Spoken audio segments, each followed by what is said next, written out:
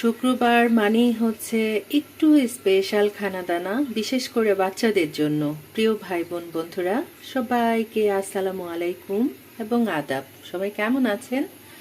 আশা করছি অনেক অনেক ভালো আছেন। আপনাদের দোয়া আর ভালোবাসায় আল্লাহর অশেষ রহমতে শুকর আলহামদুলিল্লাহ আমি ভালো আছি। শুরু করে দিলাম রান্না বান্না। প্রচুর প্রচুর ঠান্ডা পড়েছে। ঠান্ডায় কাজকর্ম করার একদম ইচ্ছা হচ্ছে না। তারপরও কিছু না কিছু তো খেতে হবে, তাই না? তো আজকে যেহেতু শুক্রবার, সে কারণে কি করেছি, মেয়ের জন্য এই যে একদম অল্প করে একটু চিকেন ছিল। ব্রয়লার চিকেন তো সচরাচর আনা হয় না, তো মাঝে মধ্যে একটু অন্যান্য নাস্তা খাওয়ার জন্য আনা হয়। তো এটুকু ছিল, মেয়েকে ফ্রাই করে দিব। আর এখানে আলু স্লাইস করে কেটে নিয়েছি, হলুদের গুঁড়া, মরিচের গুঁড়া আর হচ্ছে লবণ, এটা দিয়ে মেখে রেখেছি। আলুর ভাজা করব আর হচ্ছে এই যে এখানে ডিম ভুনা করব। এই হচ্ছে আমার আজকের রান্না বান্না। আর এই তো আলু ভাজার জন্য এখানে তেল গরম করে ফেলেছি। পাশের চুলায় গরম পানি বসাই রেখেছি, সে কারণে কেমন একটা সাউন্ড হচ্ছে। আর একটু পোলাও রান্না করব। ঠান্ডার মধ্যে একটু রিচ খাবার খেতে বেশি মজা লাগে, তাই না? ভাত খেতে ভালো লাগে না, অবশ্য ভালো লাগে যদি ভর্তা ভাত এগুলা হয় তাহলে। প্রতিদিন তো আর ভর্তা বানানো সম্ভব না, অনেক কষ্ট হয় ভর্তা বানাতে। তো যাই হোক, এটুকু দিয়ে নিলাম। এটা খুব ধীরে ধীরে লাল লাল করে ভেজে নিতে হবে আমার মতো করে। এভাবে আলু ভাজা করে তারপর ভাত দিয়ে পোলাও দিয়ে খেয়ে দেখবেন, অনেক মজা লাগে।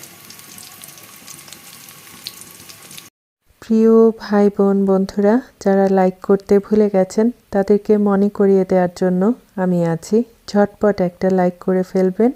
কেউ যদি আমাকে বন্ধু করে থাকেন অবশ্যই কমিউনিটিতে লেটার রাখবেন, নিয়ম মেনে চলে আসবো ইনশাল্লাহ।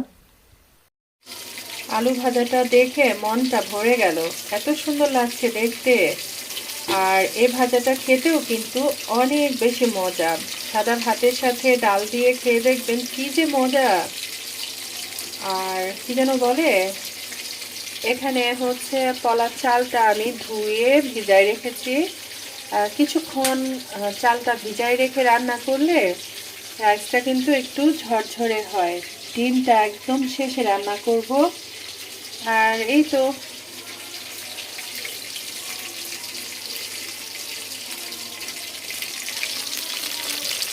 এদিকে ফ্রাই ভাজা হচ্ছে। খাবারের মেনু পছন্দ হয়েছে? তুমি এখন কিছু খাও, একটু বিস্কিট খেয়ে পানি খাও। আম্মু তো তোমার নাস্তা খেয়ে ফেলেছি। এই ফ্রাইটা অনেক আগে থেকে ম্যারিনেট করা হয় নাই।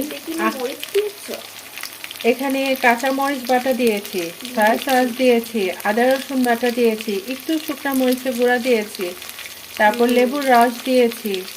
আর কাঁচামরিচ বাটা বলেছি, কাঁচামরিচ বাটা দিয়েছি। এগুলা যাবতীয় যে সবাই খাবো।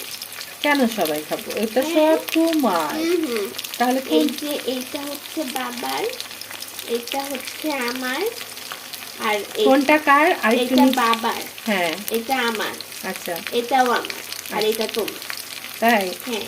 কেন, তুমি খেলে কি হয়? না, সবাই মিলে ঝিলে খাবো, মিলে ঝিলে খেলে মজা লাগে। তাই? আম্মু সবসময় শুধু বাবুর জন্য করে, আর বাবু কিন্তু একা একা খায় না। অনেক ছোটবেলা থেকে। হ্যাঁ, অনেক ছোটবেলা থেকে সে প্লেটে কিছু নেওয়ার আগে সবসময় দেখে আম্মু কি নিয়েছে, বাবা কি নিয়েছে। তো সব বাচ্চারা কিন্তু এগুলা খেয়াল করে না, কিন্তু আমার এই মেয়েটা কিন্তু সবসময় এগুলা খেয়াল করে। থ্যাংক ইউ বাবা। আচ্ছা, এখন কটা বাজে? আমাদের এখানে মসজিদে এই প্রায় 2টা বাজে। ইয়া আল্লাহ, তাহলে এই মসজিদে এখন করে না কেন, খুতবা পড়ে না কেন? একটা 10, কিন্তু তারপরও তো মনে হচ্ছে খতিব সাহেব কোথাও গেছে। তো যাই হোক, এটা আমি খুব অল্প আছে ধীরে ধীরে চিকেনটা ফ্রাই করে নিচ্ছি। আর কোনটা কার সেটা তো শুনেই ফেললেন। তো ঠিক আছে, ডিম রান্না করব, তারপর রাইসটা করব, তারপর রান্না শেষ। আমরা রান্না করতে করতে অনেক গল্প করি, তাই না মা? তুমি কিছু খাও, বারবার বলছি।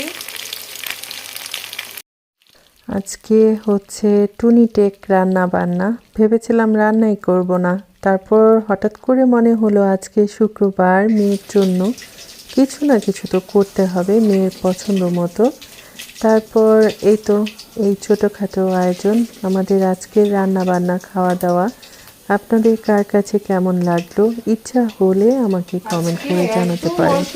যদি ভালো লেগে থাকে আপনারাও এমন করে ছিমছাম রান্না বান্না করে খেতে পারেন। ব্যাস এখন কি করব, এখন যে তেলটা আছে সে তেলটার মধ্যে ডিমটা রান্না করে ফেলবো। না,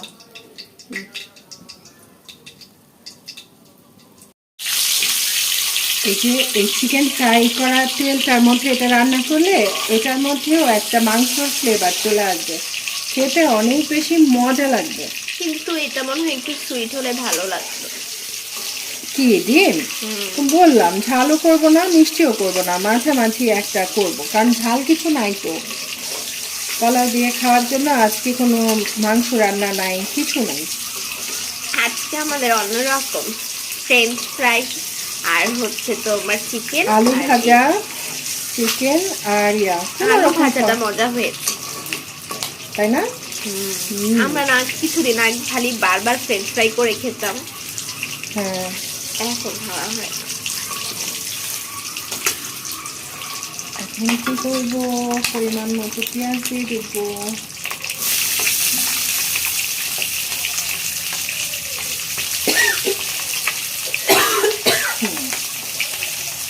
ডিমটা উঠাই নেব, ডিমটা আগেই উঠাবার। আগে উঠাই নাই কেন, সেটার একটা কারণ আছে। আমি যে এগ রান্না করেছিলাম তখন এটার খোসা ছাড়াতে যে আমার অনেক রাগ উঠে গেছিল, এত মানে পাতলা খোসা ছিল। তুমি রান্না করতে করতে এক সময় সব কিছু তোমার কাছে সহজ মনে হবে, করো না তো এই জন্য তোমার অমনটা মনে হয়েছে। তাও আমি অনেক ঝটপট করেছিলাম সব। তাই? ওই যে আচ্ছা, রান্না করতে তোমার ভালো লেগেছে না বলো তো? মনে হয়েছে না? না ওই দিন তুমি? তো মন খারাপ ছিল না, আমার। হ্যাঁ সেটা তো অবশ্যই, সেটা সবারই মন খারাপ ছিল। তো কি যেন বলে, রান্না করতে গেলে তোমার একটা গৃহিণী ফ্লেভার চলে আসে না বলো তো? আমি তো চাই নয় ফ্লেভার। তাই না, আমার কি ফ্লেভার এসেছে যে ধরো আমি অ্যাব্রোডে থাকি, এখন আমি একা থাকি বাসায়, কারণ তখন তো আমি একাই ছিলাম বাসায়, তো আমার নিজের জন্য আমাকে রান্না করতে হচ্ছে। ও, সেটা ভেবে রান্না করেছে না? তো ঠিক আছে, ডিম রান্না আর কি দেখাবো, অনেকবার দেখিয়েছি, মেয়ের সাথে গল্প করছি আর রান্না করছি, এই আর কি। এখন রাত 12টা বাজে, আমি বসে পড়লাম, অল্প একটু জায়গায় ভয়েস দেওয়ার বাকি আছে। আর আজকের খানাদানা একদমই নির্ভেজাল ছিল, অনেক বেশি বেশি মজার ছিল। ডিম আমার অনেক পছন্দের খাবার, আমার অনেক প্রিয় বোনরাই জানেন। আর ডিম খাওয়ার সময় কাটা বাছাবুছির কোনো ঝামেলা নাই, রান্না করার সময় খুব সহজ মনে হয়। আর আজকে ডিম রান্না করার সময় এখানে আমি একটু টমেটো সস ব্যবহার করেছিলাম, যেহেতু মেয়ে বলেছিল একটু মিষ্টি মিষ্টি করে রান্না করতে, তো ঝাল মিষ্টি দুইটা ফ্লেভারই ডিমটা রান্না করেছি। অনেক বেশি বেশি মজার ছিল। আসলে রান্না বান্না খাওয়া দাওয়া এগুলা দেখানোর উদ্দেশ্য একটা আছে। ধরেন আজকে আপনার একদম ঝামেলা করতে ইচ্ছা হচ্ছে না, ছিমছাম কিছু খেতে ইচ্ছা হচ্ছে, তো এই যে আমি ভিডিওটা শেয়ার করলাম, এটা যদি শেষ পর্যন্ত দেখেন তাহলে আপনার কিন্তু সুন্দর একটা আইডিয়া চলে আসে, তাই না? যে অমুক দিন দেখেছিলাম গ্রিন আপুকে রান্না করতে, ডিম রান্না করেছে, অল্প করে চিকেন ফ্রাই করেছে, তারপর কি বলে আলু ভাজা করেছে, রাইস করেছে।